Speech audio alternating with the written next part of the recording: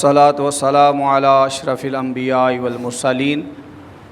आज का दर्स सहाबी रसूल सैयदना ज़ुबैर बिन अवाम रदियल्लाहु ताला अन्हु की दास्तान हयात के मुतल्लिक़ है। हजूर के तमाम सहाबाए कराम की अज़मत और शान है जो अल्लाह ने उन्हें अता की कि नबी रहमत ने फ़रमाया कि अल्लाह ने मुझे भी चुना है और फिर अल्लाह ने मुझ पर करम किया, अल्लाह ने मेरे लिए मेरे सहाबा को मुंतखब फरमा दिया। तो उन्हीं सहाबी रसूल में एक नाम हज़रत ज़ुबैर बिन अव्वाम रदियल्लाहु ताला अन्हु का है। आप तकरीबन 16 साल की उम्र में दायरा इस्लाम में दाखिल हो गए। हजूर की सहाबियत का शरफ़ अल्लाह ने आपको अता किया, जो इतना बड़ा एज़ाज़ है कि ये एज़ाज़ के लिए एक एज़ाज़ है कि वो खुश नसीब जिन्हें रसूलुल्लाह की सहाबियत का शरफ़ मिला।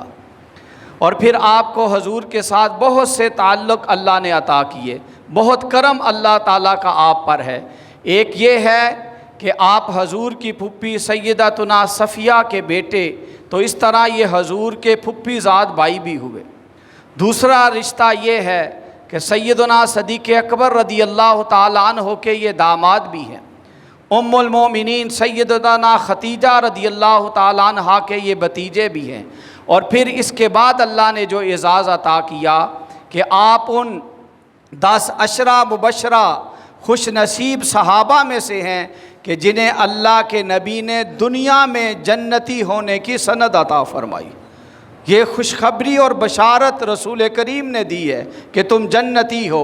और फिर आपके ही बारे में नबी करीम सल्लल्लाहु अलैहि वसल्लम ने फ़रमाया, हर नबी का कोई ना कोई हवारी और साथी मददगार होता है, मेरा साथी ज़ुबैर बिन अवाम हैं।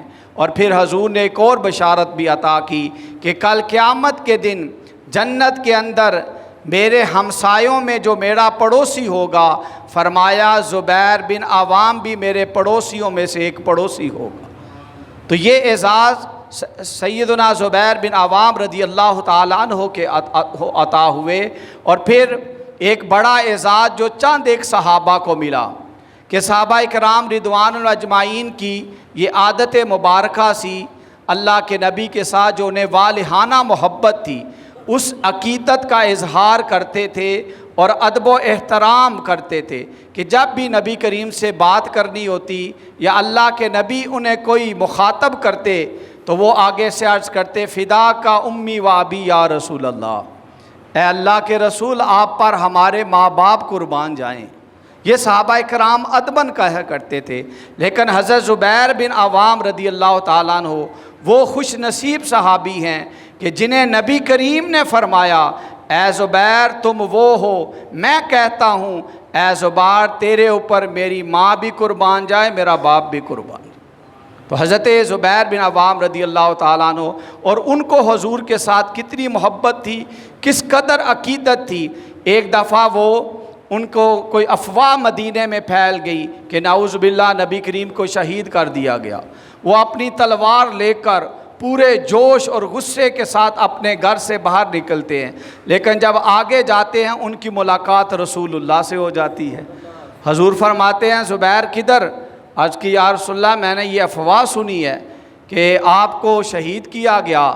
तो हजूर ने फरमाया मैं तो ठीक हूँ।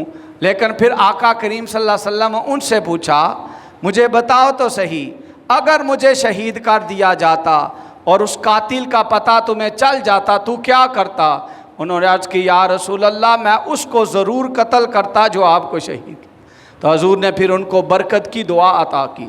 तो ये सहाबाए कराम का हजूर के साथ मोहब्बत अदब का, और ये मोहब्बत ही अज़ीम दौलत है। ये मोहब्बत ही वो चीज़ कशिश ऐसी है जो इंसान को बड़े मकाम अता करती है। इसलिए हजूर ने फरमाया कि तुम उस वक्त तक मोमिन नहीं हो सकते जब तक अपनी वालदैन, औलाद, अब तमाम लोगों बल्कि अपनी जान से बढ़कर मुझसे मोहब्बत नहीं करोगे, तुम कामिल मोमिन नहीं हो सकते। मोहब्बत फ़ाते आलम है, ये मोहब्बत ही काम। और इसी तरह सहाबाए कराम आपने हजूर के साथ तकरीबन बहुत से गज़वात के अंदर शिरकत फरमाई, इस्लाम के दुश्मनों के ख़िलाफ़ लड़ते रहे। और फिर ये एक वाक़या, क्योंकि हमारा मौजू अमानत के हवाले से है कि सहाबा को हजूर से मोहब्बत थी, तो हजूर के मिशन, नबी करीम के पैगाम से भी उन्हें उतनी मोहब्बत, अपनी ख्वाहिश के ऊपर नबी के हुक्म को तरजीह देते थे। आपके बेटे हज़रत अब्दुल्ला बिन ज़ुबैर रज़ी अल्लाह ताला अन्हु बयान करते हैं कि जंगे जुमल के मौके पर आपने मुझसे फ़रमाया कि लगता है कि मुझे भी शहीद कर दिया जाएगा। तो आपने कहा मुझे फ़िक्र है कि मेरे ऊपर कर्ज़ है। तो वो कर्ज़ असल आपके पास लोगों की अमानतें थी, तो आप डरते थे कि कहीं ये अमानतें अदा ना हों। तो आपने बेटे को वसीयत की कि मेरा जो माल बचे, सबसे पहले मेरे माल से लोगों का कर्ज़ अदा करना।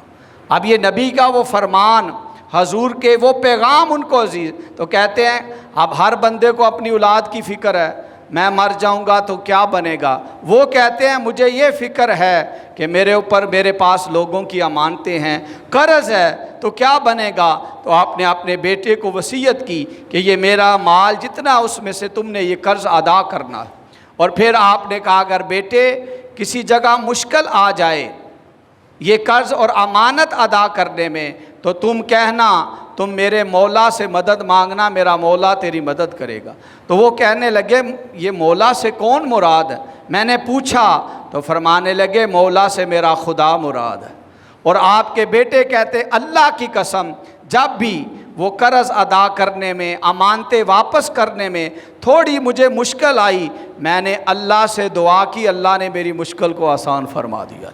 तो बात ये है कि जब बंदा अल्लाह और उसके रसूल के हुक्म में ताबेदारी करने में सच्चा होता है, अल्लाह ताला गैब से बंदे की मदद फरमा देता है। तो यही सहाबा कराम की ज़िंदगियों से हमें जो सबक मिलता है, एक अल्लाह और रसूल की मोहब्बत हर शय से अजीज़, दूसरा उनका पैगाम और उनका इताअत और फरमा बरदारी जो है वो हर काम से मुक़द्दम होनी चाहिए। अल्लाह करीम मुझे और आपको वही मोहब्बत का फैज़ अता फरमा।